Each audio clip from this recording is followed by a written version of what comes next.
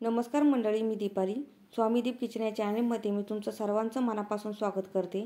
आज मी अशी रेसिपी करते जिच्यामुळे सांबर भात पूर्ण नाही. सांबर भात खायला ज्यावेळी मजा येते त्यावेळी ही भाजी ताटात वाढली जाते. लग्न समारंभाचं जेवण ह्या भाजीमुळे पूर्णत्वाकडे जाते. ह्या भाजीपुढे सगळे फिके आहे. आता तर तुम्ही ओळखले असणार की मी काय करणार आहे. हो बरोबर, मी आज शाकभाजीची रेसिपी करणार आहे. चव अगदी लग्न समारंभातल्याच भाजीसारखी. रेसिपी शेवटपर्यंत बघा. आजची रेसिपी आवडली तर तुमच्या फ्रेंड्सला, रिलेटिव्हला शेअर करा. चला तर मग मंडळी, आपण रेसिपीला सुरुवात करूया. इथे मी 2 वाटी भिजवलेला हरभरा घेतला आहे. रात्रीच भिजत घातला होता. आता मी कुकरमध्ये घालते आणि 3 शिट्ट्या करून घेते. तोपर्यंत वांगी बटाटा कापून घेते. इथे मी 4 वांगी घेतली आहे. वांगी 4 दिवस आधी आणल्यामुळे फ्रीजमध्ये ती नरम झाली आहे, म्हणून वांग्याचे देठ वाळले आहे. आता वांगी 4 भागात मोठ्या आकारात कापून घेते. आता बटाटे कापून घेते. 2 बटाटे घेतले आहे. बटाट्याच्या साली काढणार नाही. शाकभाजीमध्ये बटाटे सालीसकट खूप छान लागतात. बटाटे मी 4 भागात कापून घेतले आहे.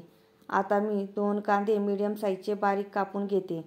बारीक कांद्यामुळे भाजीला चव छान येते आणि तेलात लवकर परतला जातो. इथे माझा कांदा कापून झाला आहे. आता मी टोमॅटो कापून घेते. तोही पातळ आणि बारीक कापून घेते. इथे माझा टोमॅटोही कापून झालेला आहे. आता थोडीशी कोथिंबीर कापून घेते. आता मी गॅस बंद करते आणि कुकर खाली घेते. हरभरा छान शिजला असेल तसाही भिजवलेला हरभरा लवकर शिजतो. हे पहा, हरभरा छान इथे मऊसूत शिजला आहे. एका वाटीत काढून घेते. हे पहा, हरभऱ्याचं पाणी भरपूर आहे. ह्या पाण्यातच मी भाजी करणार आहे. ह्याच्या व्यतिरिक्त मी पाणी घेणार नाही. या शिजवलेल्या हरभऱ्याच्या पाण्यामुळे भाजीला चव छान येते. इथे मी कढई गरम करून घेतली आहे. कढईत 2 चमचे तेल घालून घेते. तेल थोडं नॉर्मल गरम झालं की 4 ते 5 कढीपत्त्याची पाने घालून घेते. कढीपत्त्याची पाने छान तडतडली आहे. आता मी अर्धा चमचा जिरे आणि अर्धा चमचा मोहरी घालून घेते. आता मी बारीक चिरलेला कांदा घालून घेते. हे पहा, सर्व कांदा मी तेलामध्ये घालून घेतला आहे. आता कांदा छान तेलामध्ये परतून घेते. कांदा छान नरम झाला पाहिजे आणि ब्राऊन रंगावर आला पाहिजे. आता मी पातळ आणि बारीक चिरलेला टोमॅटो घालून घेते आणि अर्धा छोटा चमचा हिंग घालून घेते आणि त्याला छान एकत्र करून घेते. टोमॅटो तेलामध्ये गळेपर्यंत छान परतून घ्यायचा. आता मी 2 हिरव्या मिरच्या घालून घेते, म्हणजे भाजी चवीला झणझणीत होईल. आता मी सुके मसाले घालून घेते. 1 चमचा लाल तिखट, 1 चमचा धने पावडर, अर्धा चमचा गरम मसाला, थोडीशी हळद, 2 चमचे कांदा लसूण मसाला, 2 चमचे आलं लसूण पेस्ट. आता मी सर्व साहित्य छान तेलामध्ये तेल सुटेपर्यंत परतून घेते. आलं लसणाच्या पेस्टचा कच्चापणा गेला पाहिजे एवढं चांगलं परतून घ्यायचं आहे. आता वांगी आणि बटाटे मसाल्यात घालून घेते. तेही मसाल्यात एकत्र करते आणि थोडीशी परतून घेते. आता बारीक चिरलेली कोथिंबीर घालून घेते.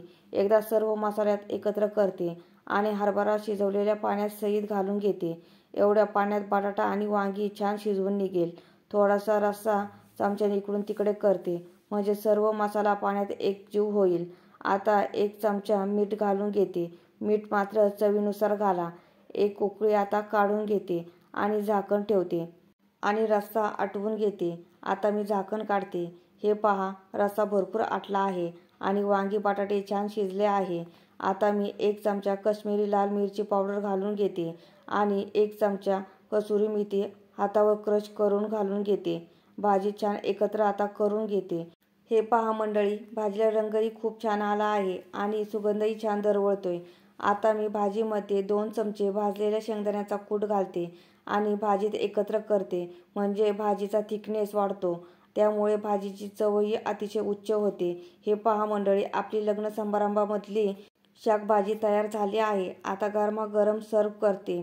आजची शाकभाजीची रेसिपी कशी वाटली मला कमेंट करून सांगा. जर रेसिपी आवडली असेल तर चॅनलला लाईक करा, शेअर करा, सबस्क्राईब करा आणि हो, बेल आयकॉन प्रेस करायला विसरू नका, जेणेकरून माझ्या नवीन रेसिपीच्या व्हिडिओची नोटिफिकेशन तुम्हाला लवकरात लवकर मिळेल. चला तर मग मंडळी, आपण पुढच्या नवीन रेसिपीला लवकरच भेटू. तोपर्यंत छान छान खा आणि मस्त राहा.